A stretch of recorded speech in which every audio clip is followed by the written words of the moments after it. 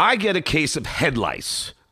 Jackie, my good buddy, now I'm quarantined to the hotel room. They won't let me leave. I can't even come down to the free steak dinner that they were taking everybody out to. I saw freaking Kylie Jenner's mansion in Hidden Hills. Yeah. She lives across the street from the girl that my son hangs out with, because my son is like the ladies' man. He's 12 already. And I was driving with him the other day, and he goes, Dad, I had this weird dream. And I go, well, what do you mean, buddy? He goes, I had a weird dream. I go, do you mean wet dream, Oscar? And he goes, yeah. I go, that's fine. I still get those. He goes, yeah, but I was so embarrassed. I cleaned the sheets and everything. He's so cute.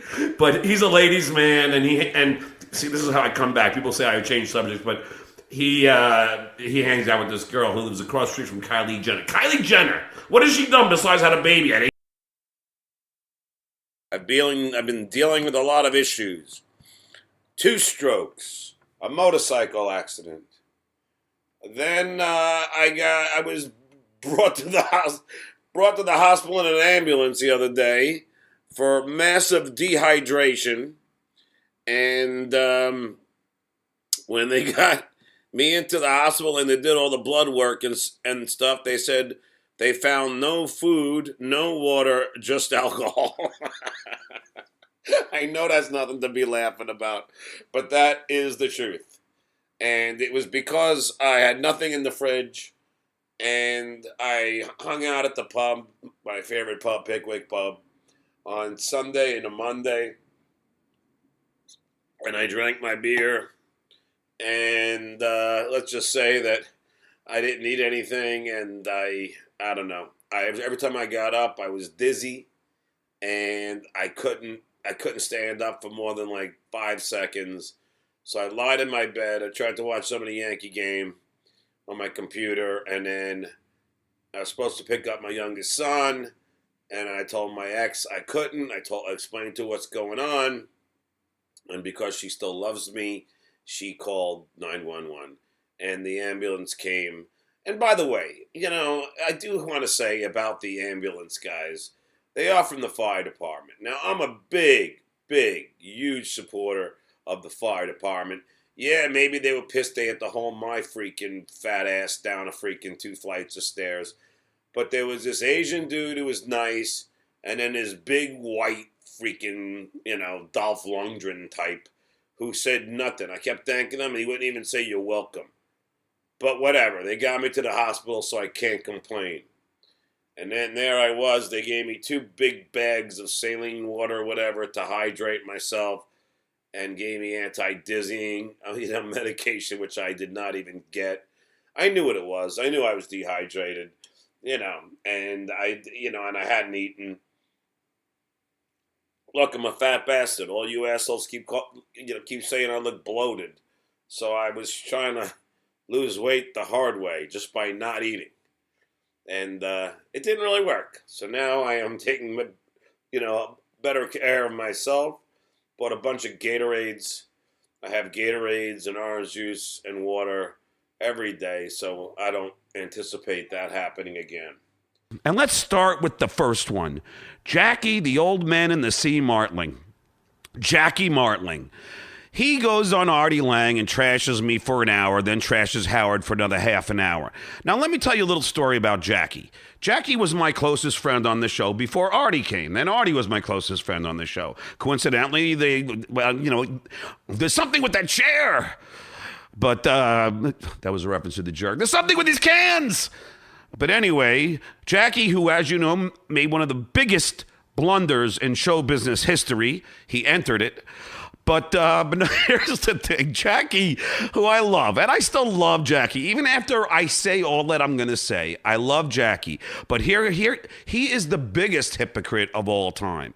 Jackie, for some reason, has harbored a resentment to me because he claims that his friends, some say I trashed him after he left the Stern Show. I trashed him on the Howard Stern Show. Now, I don't recall trashing him, maybe making jokes about how he shouldn't have left, which really, let's face it, he shouldn't have left. You don't leave a job without having another job. I mean, I left because I had another job locked in with the Tonight Show. You don't just leave. But Jackie walked out the third or fourth time. I gave him advice before we left. A week before, we were in the elevator, in the hallway in front of the elevator, and I said, Jack, stick it out for another 5 years. Get your $4 million, and you never have to work again. He didn't take my advice. Instead, he took his lawyers and he walked off the show. Now, I don't recall saying anything harsh about Jackie, but Jackie seemed to think I did, although he says some of his friends said I did, some of his friends said I didn't. So he doesn't even know for sure if I did, but he's harbored a resentment. Finally, it culminated, I'm trying to get the exact timeline, but let's just say I didn't even know he was mad at me. I invited him to my premiere for National Lampoon. And Jackie came, the Kardashians were there, Kim and Chris and Jay Leno was there, Kevin Eubanks was there. And of course, Jackie had the great time hugging me, taking pictures, loving me, loving the movie, and just a grand old time. Everything was great. He never mentions that he's mad about me about certain things that was said. Never brings it up. Finally, he brings it up. I don't know when, like he brings it up when we're gonna do a gig at Sherry Kinnison's place, Bill Kinnison's wife's place, and Bill Kinnison, Sam Kinnison's brother. I love Sam, God bless his soul. Anyway, and Jackie brings up about these about how maybe I said something. I said, Jackie, if I did, I'm really sorry. I hope you can forgive me. Okay, now Ray, here's the thing. Jackie says to me, I forgive you. I apologized to him a bunch of times. Remember, Jackie, because I'm talking to you right now, you son of a bitch. You said, I forgive you. Okay, keep that in mind now. Then, after we do this show at the South Point Casino, which, by the way, was my worst performance of my life. It was a big hallway. It's me and Jackie, and it's a big hall, whatever. Me, Jackie, and Bobby Slayton. I get a case of head lice. Jackie, my good buddy, now I'm quarantined to the hotel room. They won't let me leave. I can't even come down to the free steak dinner that they were taking everybody out to. Now, Jackie, my good friend, my good buddy, the guy who was my neighbor in Bayville, the guy who I hung out with and had dinner all the time. Does Jackie bother to call me and see how I'm doing? Does he ask me if I want steak or something, or do you want me to bring something up? Nothing. Keep in mind, Ray, I called him already saying, Jack, we're in Vegas. Let's have a blast. Not one return call. The guy is, I don't know if it's jealousy because I left to go to the Tonight Show and had a great job. In fact, when I left to go to the Tonight Show, Jackie sent me an email. This is great. Congratulations. This is great on so many levels. Because then Jackie's happy for me. In fact, Jackie's manager calls me and asks me if I could help Jackie get a writing job there. Said Jackie didn't know about it, quote unquote. My fucking ass. But of course, I don't have the power to do that. You know what I mean? He's got to do, Anyway, and plus there's a lot of politics that go into that kind of thing. Anyway, getting back. So I'm at South Point. Jackie doesn't even bother. He doesn't give a shit about me. Him and Bobby Slayton go to do Penn Jillette's podcast. I told them that I wanted to go. I go, yeah, I'll definitely go because Penn came to our show. They just go. They don't even bring me. They don't invite me. They just go and do Penn Jillette's podcast. And I said, Jack, what happened? It wasn't my invitation. I couldn't do it. I'm like, really, Jack? You couldn't have said to Bobby, hey, John wanted to come. Really? You couldn't done me that favor, Jack? Really? That's a real hard one, isn't it, you freaking bastard? So then I go, okay. So then I'm, whatever. And I do these 2 bad shows at the hall. I really would, because they gave me like 5 minutes right before I go on. This guy, the guy who booked this had this great idea. He goes, hey, John, you should talk about your lice. So I wrote a whole bunch of jokes about my head lice that I got from my kid, So I'm backstage and I tell the owner, who's this Italian guy, I go, hey, I'm going to do some jokes about the head lice. And he goes, you do that, and I'm going to throw your ass right the hell out of here. I don't want this place going crazy thinking there's head lice all over the place. So now I'm like terrified. I go on and do a horrible show, which, by the way, it's the South Point Casino. Believe me, I'm sure head lice is not their biggest concern. We should see the slobby whores there, okay? Freaking, I would put chlamydia on top of freaking head lice. Anyway, so there we are. So Jackie does the show with Penn Jillette, right?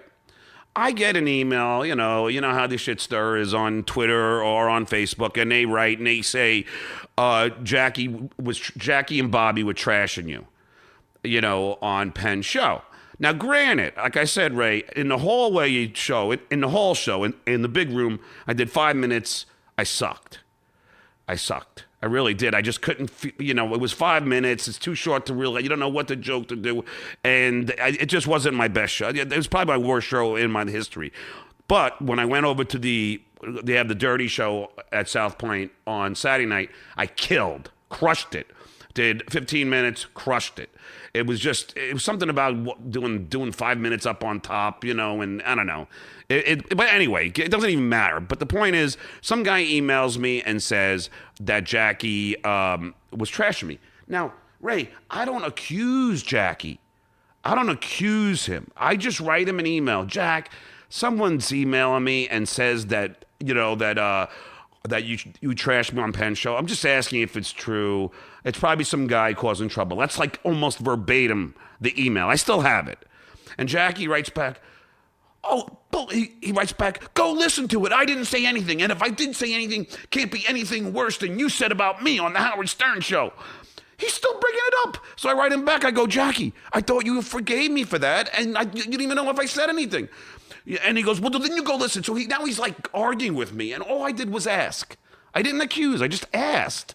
So then, I finally heard it. It wasn't anything. Fine. It's all good. So now we get cut to Jackie. And this is like something that Jackie is known for. It's all the time. So Jackie goes and trashes me on Artie's show for an hour. Okay? Now, this is how stupid Jackie is. This is what a career suicidal maniac this guy is. A week or 2 weeks before that, he asked me if he could use a picture of me in his book, right? And then he asked me if I'll be in his documentary. Okay?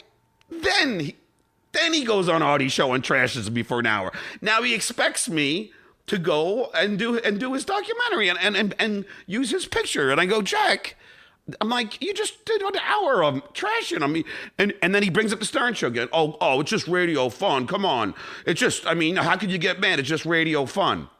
Now, Ray, here's what a hypocrite this guy is. It's just radio fun. So in other words, when I'm on Howard, I say something about Jackie. That's not radio fun. That hurt Jackie.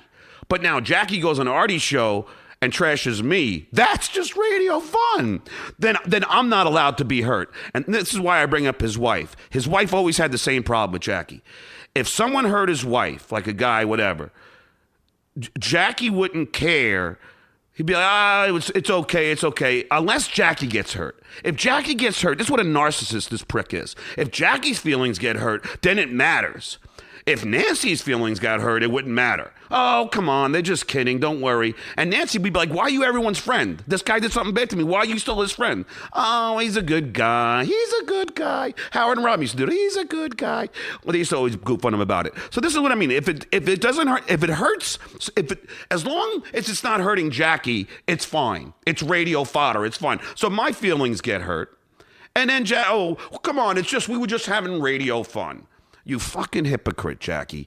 And then he starts emailing me, John, I'm sorry. I don't know why since when are you so hypersensitive? So instead of just saying sorry, it always has to have a caveat. It has to have a qualifier. So it's got to be, John, I'm sorry, but since when are you so hypersensitive? I'm like, it's not what he did. It's I'm hypersensitive. This is the best one, Ray. I swear to God. So he writes me, John, I'm really sorry.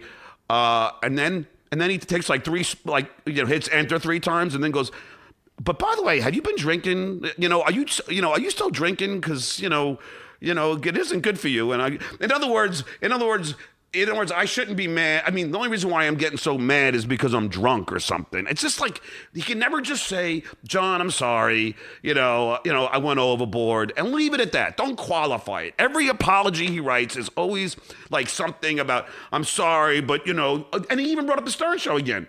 I'm sorry, but you trashed me in the Stern show. When is this guy going to forgive me? It's been 20 years. He has no problem when it's going to my premiere. He forgave me then when he's going to be rubbing elbows with the stars and getting free food. He didn't care about it so much then. But then whenever it suits Jackie, that's when he cares about it. Let me see if I have anything else on Jackie. That's pretty much it. Jack, I love you. But you know what? All you had to do, and the other thing is, these guys go on Artie's show. And for some reason, they feel they have to drop to Artie's level. Like they because Artie wants to trash me, then they have to join in. Because they have no backbone. They have no balls. It's like when I was on Artie's show and Artie wanted me to trash Larry the Cable Guy. Don't you remember, Ray? And I didn't. I didn't kowtow to Artie's bullying. I'm not a big pussy, Jackie. I didn't sit and go, okay, let me trash Larry the Cable Guy because Artie wants me to. No, because Larry the Cable Guy's my friend, and he's a good person. And if you had any balls and any backbone and any spine, you would have just said, you know what, I'm going to take the high road. Artie, John's been good to me. But no, instead you piled on. And then Jackie's on Artie's show. Oh, I know what was in John's head right there. I know. It's like he thinks I was making a joke, when I said since Trump won, I said something like, I've never declared, bankruptcy. And Jackie's like, oh, that's John trying to make a joke about Trump. No, Jackie, I know how to craft a joke. It wasn't me making a joke. It was just saying that I'm not a douchebag like Trump. That's all I was saying. It wasn't a joke. Okay. So now I'm calming down, Ray. I'm sorry. But I just, what a hypocrite, Jackie. Jackie, get off your narcissist's throne and just realize that maybe if you're going to trash me, then apologize. If you hurt my feelings, which you did, you apologize and that's it. You don't qualify it. You don't say it's not like what you did to me on Stern. You just say you're sorry. And then I would have done your freaking book and your documentary. But instead, you qualify everything because you just can't be a man. You just can't freaking man up and go, John, I'm sorry. I shouldn't have said it. Don't bring up what I said on Howard that you don't even know if I did. Just say you're sorry, Jackie. Would that kill you? Would that? Okay. Now let's get on to the real one. Jackie's been this way all his life. Again, Ray. You got to understand something. I know this sounds crazy after all I just said, but I had to get this out of my system. This has been building up for 20 years. The guy he's been holding this grudge because of something I allegedly said about him, and I don't even know what I said. And if I was, and maybe it was just radio fodder, but I don't know. I love Jackie. I always have. He's less fun since he stopped drinking. Now he's doing that, and I hate when people stop like drinking or go on a diet, or become vegan. Then they start freaking lecturing you on how it's evil to drink, how it's evil to eat meat. Just shut the fuck up, okay? If you want to be a vegan, fine. Don't push your freaking non-eating freaking meat crap on me, okay? And if you're freaking stop drinking, fine. Let my liver and me enjoy the freaking alcohol. I don't give a shit, Jackie. I like drinking beer. I'm a beer drinker. Okay. Now let's move on to the biggest idiot of the Stern Show. Not because, let's just say it. When you say idiot, who do you think of? That's right, Steve Grillo. Steve Grillo has the brain power of an amoeba. Steve Grillo is not a bright guy. He's not bright. He's a freaking, he's a fat Buddha-like ginzo who walks around, abuses favors, and then has no spine or backbone, just like Jackie Marlowe. Grillo. Let's go to Grillo. When Grillo and I were working on the Stern Show, that's when he was skinny. That's before he decided to eat a house. We had a good time. Grillo always promised me that he would always be in shape. I didn't know he meant the shape of a basketball. But anyway, here we are. Grill and I were always, we were pretty cool on the Stern Show, besides the fact that he wouldn't leave my apartment that I was getting freaking evicted from. But besides that, I never really had a problem with Steve. I'd see him afterwards. Always, I was friendly with Steve. Never a problem. Steve starts, he goes to work for a lighting company. It's a really cool company. They do, different kind of lights. They're not bulb lights. I forget right now. But anyway, Steve asked me, John, I'm trying to impress my bosses. We're coming out to L.A. Could you, do you have any hookups that I could do a presentation for? People, listen to me. I swear on my life, Ray, I hook Grillo up with the Tonight Show lighting director, and he does a presentation in Studio 11 at the Tonight Show. At the freaking Tonight Show. While the Tonight Show is about to start taping, me and Grillo, well, it was before we're taping, but me, Grillo, and our lighting director and his bosses, he does a whole presentation. I hooked this up for this idiot.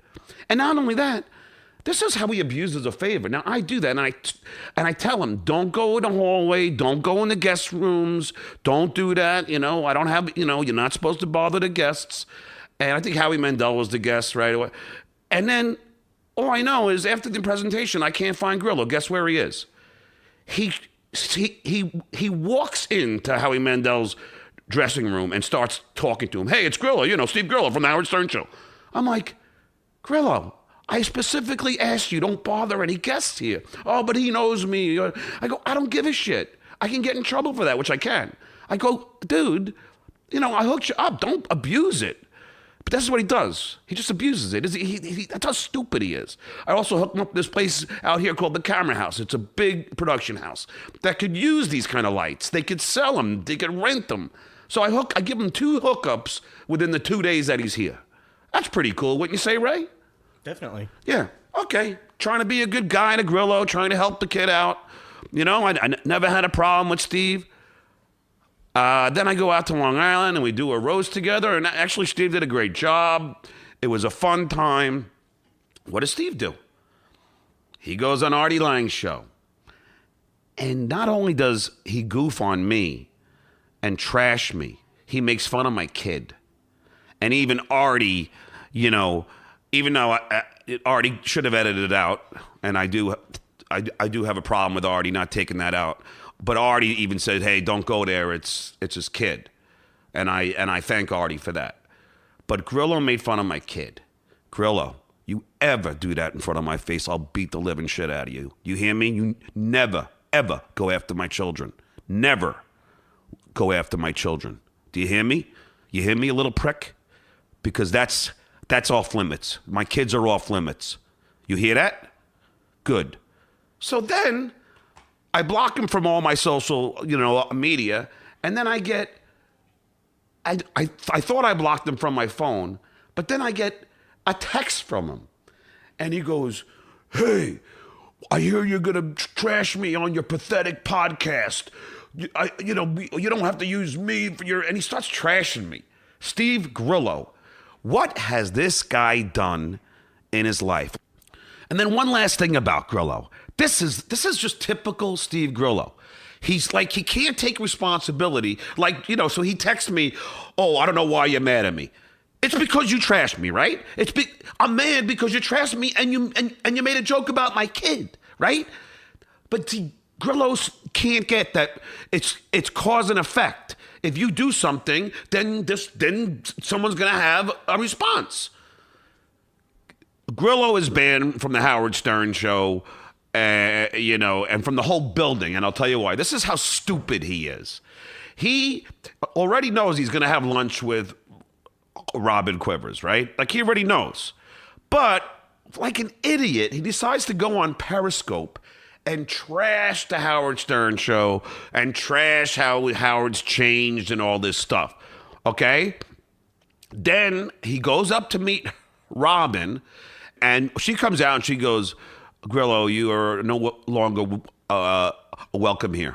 And he's like, "Why?" And she goes, "I guess you did something on Periscope." And you know what Grillo says? "Oh no, that I was just repeating what John and Artie was saying on Artie's show. I was just doing what John and Artie. It was John and Artie who said it. I was just repeating what they said." What a little pussy!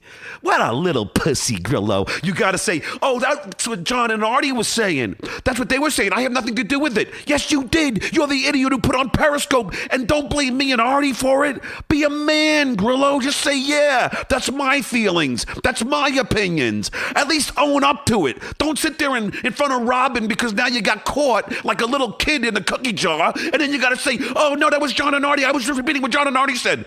You little pussy, you disgust me. I'm always torn, Ray, because I don't hate Steve Grillo. You know what I mean? I love Steve Grillo. Just stay away from my kid, dude. That, to me, is off limits. And you know what? You too. When you go on Artie Lang and Artie decides to spend an hour trashing me, and you just hung out with me like 2 weeks before that, you know what?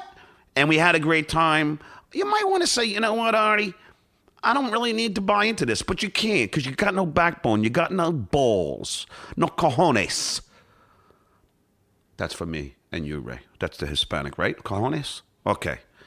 The only other thing I'm going to say about Steve Grillo, Steve the Backstabber Grillo, is this is a guy, and this is Grillo. He won't take responsibility for what he does. So in other words, he texts me all mad at me because he hears I'm going to be saying something bad about him on my podcast.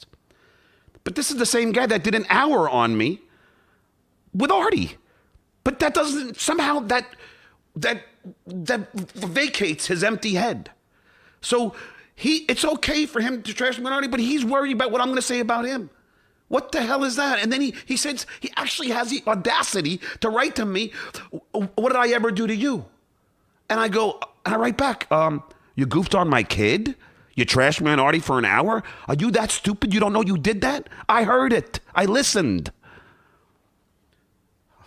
So, Steve, anytime, anywhere, if because the reason why I say that is because, some guy on Facebook said that, I guess, one of these idiots said that they're gonna beat the crap, or they're gonna beat the crap out of me or something. So bring it on, Grillo. Okay, you fat bastard, bring it on. All right, please. It'll be light work for me. Now the other two are really not that significant, Ray, because the first one is Jim Florentine. Now Jim Florentine, he's a friend of mine, and I get it. He's a comedian. He went on Artie too. He trashed me. I'll go under the... Look, see, I get that in a way because, Jim and I would, we'd goof on each other on the road. We would fart on each other's heads. I mean, Jim and I had some of the greatest freaking times on the road ever. I don't know, Ray, I'll just tell you one, and it's Jim and I's favorite, I think, story of all time. But we were on a flight, I forget, maybe coming back from Cleveland. And I guess we drank too much the night before, and we both had just an overwhelming abundance of gas. And we farted on the flight like every 5 to 10 seconds. And people were complaining. This African-American woman goes, I can't take it anymore. And people were complaining. One of the comedians, Modi, he's got this big nose. And at one point, we see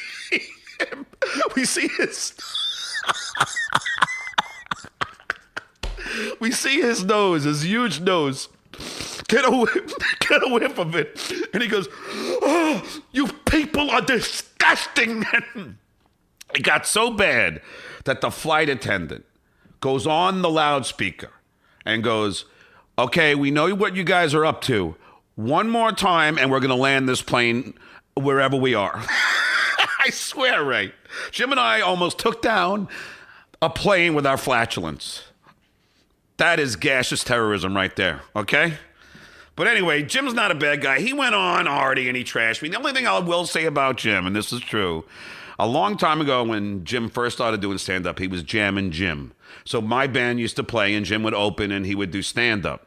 And this was a Vinnie Mazzio Jr. production. You're probably too young to know who that is, but he was a guy who used to light his penis on fire on the Stern Show. Anyway, so Vinnie would book, Jim and I, and Jim and I became friends. Although Vinnie then told me, calls me one day and goes, John, I just want to tell you, Florentine trashes you all the time. And there we go again. I'm like, really? So I bring it up to Jim, and he denies it. But now we go into this is where it gets a little weird. I was doing the Stuttering John and Friends tour on the Howard Stern Show. I started that.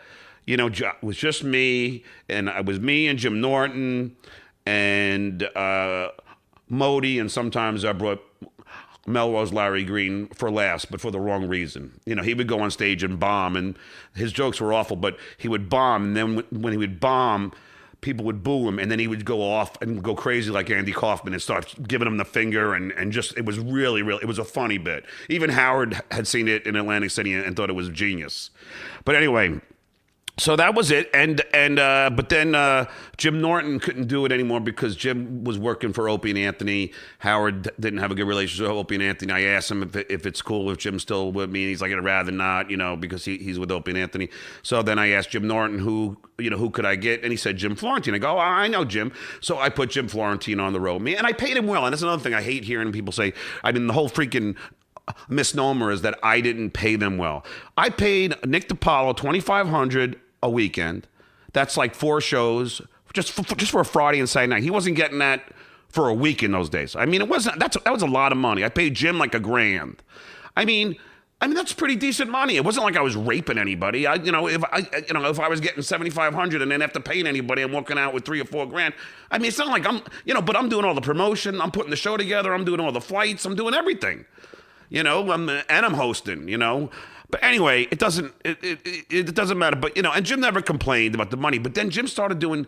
Then KC decided to do his own comedy tour, Murderers Row, and Robin and I were in the hallway, and I'm like, oh, so Jim, and Casey started picking all the guys I would use, like Florentine and Bob Levy and Artie, and it was just like, wow, what the I mean, it's like my whole show is getting, lifted, except for me, and then I remember we were out in the hallway. It was me and Robin and Jim, and I said, Jim, why are you doing KC show? What's going on? And he goes, oh, I just do his for fun.